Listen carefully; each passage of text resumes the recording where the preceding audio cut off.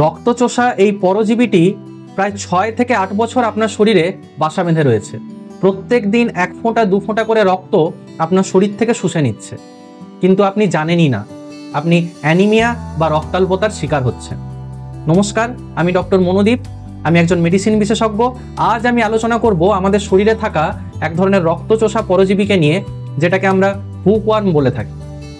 সাধারণভাবে আমাদের এই এশিয়ান কান্ট্রিগুলোতে 2 ধরনের হুকওয়ার্ম পাওয়া যায়। একটা হলো নেকেটার আমেরিকানাস, আর একটাকে বলি আমরা অ্যাঙ্কাইলোস্টোমা ডিওডিনালি।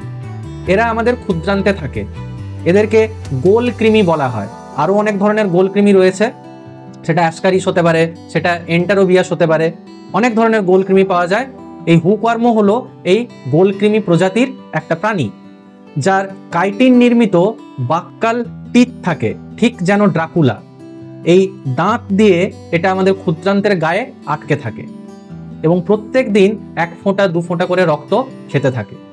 একটা হুকওয়ার্ম প্রায় 6 থেকে 8 বছর বেঁচে থাকতে পারে। তাহলে বুঝতেই পারছেন যে 6 থেকে 8 বছর ধরে একটা পরজীবী আপনার শরীরে রয়েছে এবং প্রত্যেক দিন অল্প অল্প করে রক্ত সে কিন্তু আপনার শরীর থেকে সংগ্রহ করছে।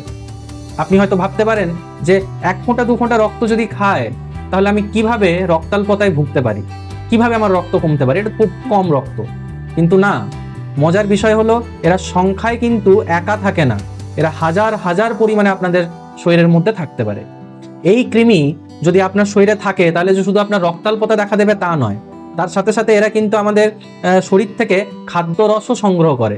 যখন খাবার ক্ষুদ্রান্তে পৌঁছয়, তখন সেখান থেকে কিন্তু খাদ্যরস শোষণ করে নেয়, যার ফলে আমাদের পুষ্টিও কিন্তু ব্যাহত হয়। এখন এই হুকওয়ার্ম ইনফেস্টেশন যদি হয় বা হুকওয়ার্ম আমাদের শরীরে দানা বাঁধে, এই হুকওয়ার্ম কিন্তু প্রত্যেক দিন হাজার হাজার ডিম পাড়ে। সেই ডিমগুলো আমাদের মলের মাধ্যমে শরীর দিয়ে বাইরে বেরোয় এবং বাইরে বেরোনোর পর সেই ডিম থেকে লার্ভা তৈরি হয়। যখন আমরা খালি পায়ে ঘুরে বেড়াই, তখন সেই লার্ভা আমাদের ত্বক দিয়ে বা স্কিন দিয়ে আমাদের শরীরের মধ্যে প্রবেশ করে।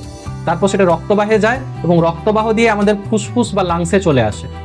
সেই লাংসে আসার পর সেই লার্ভাগুলো আমাদের যে শ্বাসনালী থাকে বা রেসপিরেটরি ট্র্যাক্ট থাকে, সেটা দিয়ে ওপর দিকে উঠতে থাকে এবং যখন সেটা আমাদের গলার কাছে এসে পৌঁছয়, তখন আমাদের খাদ্যবস্তু গলধকরণের সময় বা ঢোক গেলার সময় সেটা গলা থেকে আবার পেটে চলে যায় এবং তারপর সে ক্ষুদ্রান্তে পৌঁছানোর পর সেটা ক্ষুদ্রান্তে আবার বাসা বাঁধে।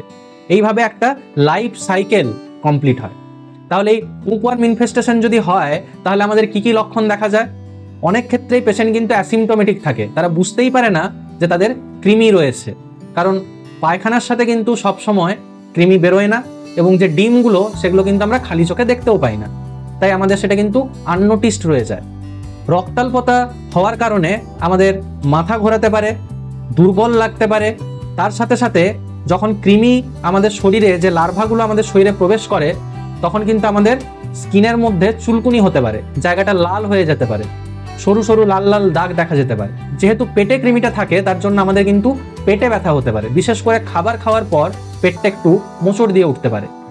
শুধু এগুলোই নয়, যারা ছোট বাচ্চা থাকে তাদের গ্রোথ এবং ডেভেলপমেন্ট দুটোই কিন্তু ক্ষতিগ্রস্ত হয়, কারণ রক্তাল্পতা হলে আমাদের শরীরে আয়রন ডেফিসিয়েন্সি হয়। এবার এই আয়রন শুধু যে রক্ত তৈরিতে সাহায্য করে তা নয়, আমাদের ব্রেন হেলথের জন্য, ব্রেনের ডেভেলপমেন্টের জন্যও কিন্তু আয়রন একটা বিশেষ ভূমিকা পালন করে। তাই ছোট বাচ্চা স্মৃতিশক্তি হ্রাস পায় এবং তারা একটু খিটখিটে স্বভাবের হয়ে যায়। তাই হুকওয়ার্ম ইনফেস্টেশন যদি থাকে, তাহলে আমাদের এই সমস্ত লক্ষণগুলো দেখা যায়। এবারে আমরা কিভাবে বুঝতে পারি যে আপনার হুকওয়ার্ম ইনফেস্টেশন হয়েছে? যদি আমরা মল পরীক্ষা করি, তাহলে মাইক্রোস্কোপে আমরা কিন্তু এই হুকওয়ার্মের যে ছোট ছোট ডিমগুলো সেগুলো দেখতে পারি এবং শনাক্ত করতে পারি। তাহলে কনফার্ম হওয়া যায় যে আপনার শরীরে হুকওয়ার্ম বাসা বেঁধেছে।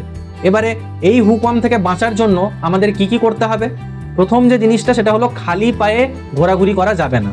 যখন বাচ্চারা মাঠে খেলতে যাচ্ছে বা বড়রাও যখন হাঁটাচলা করছে, তারা যেন খালি পায়ে না থাকে, তারা সবসময় যেন জুতো ব্যবহার করে। এছাড়া আমাদের হ্যান্ড ওয়াশিংয়ের অভ্যেসটা রাখতে হবে। যখন আমরা বাইরে থেকে এসে খাবার খাচ্ছি, আমরা যাতে হাত ভালো করে ধুয়ে নিই।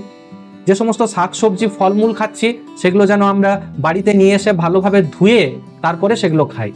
এর সাথে সাথে আমাদের দেশে হুকওয়ার্মের ইনফেস্টেশনের প্রিভিলেন্স অনেক বেশি হওয়ার জন্য আমরা উপদেশ দিই যে বছরে অ্যাটলিস্ট 2 বার বাচ্চাদের ডিওয়ার্মিং করানো উচিত, অর্থাৎ কৃমিনাশক যে ওষুধগুলো রয়েছে সেটা কিন্তু খাওয়ানো উচিত 6 মাস ছাড়া ছাড়া। এবং বড়দের ক্ষেত্রে বা বাচ্চাদের ক্ষেত্রে উভয়ের ক্ষেত্রেই যদি একবার এটা কনফার্ম হয় যে আপনার হুকওয়ার্ম রয়েছে বা ডাক্তারবাবু সবকিছু দেখে যদি বুঝতে পারে আপনার শরীরে হুকওয়ার্ম থাকার সম্ভাবনা বেশি, তাহলে কিন্তু তিনি এই কৃমিনাশক ওষুধগুলো আপনাদের প্রেসক্রাইব করতে পারেন। সেটা আপনাদের খেয়ে সেই কৃমিগুলোকে নষ্ট করতে হয়। আমাদের দেশে আয়রন ডেফিসিয়েন্সি অ্যানিমিয়ার একটা অন্যতম প্রধান কারণ কিন্তু এই হুকওয়ার্ম ইনফেস্টেশন। তাই সবাই সাবধান থাকুন, সতর্ক থাকুন এবং সবার মধ্যে এই নলেজটা স্প্রেড করুন। যদি ভিডিওটি আপনাদের ভালো লেগে থাকে তাহলে অবশ্যই অনেক লাইক, শেয়ার আর কমেন্ট করুন এবং এইভাবে আপনাদের হেলথের ছোট ছোট বিষয় নিয়ে আপডেটেড থাকার জন্য অবশ্যই আপনারা আমার চ্যানেলটি সাবস্ক্রাইব করে দিন। যদি আপনাদের কোনো প্রশ্ন থাকে তাহলে অবশ্যই আপনারা সেটা আমাকে কমেন্টে লিখে জানান এবং আপনারা যদি কোনো বিশেষ টপিক নিয়ে শুনতে চান তাহলে সেটাও আপনারা কমেন্টে লিখে জানান। সবাই সুস্থ থাকবেন, ভালো থাকবেন। পরবর্তী ভিডিওতে আবার আপনাদের সাথে দেখা হবে। আজকের মতো এখানেই শেষ করছি। নমস্কার।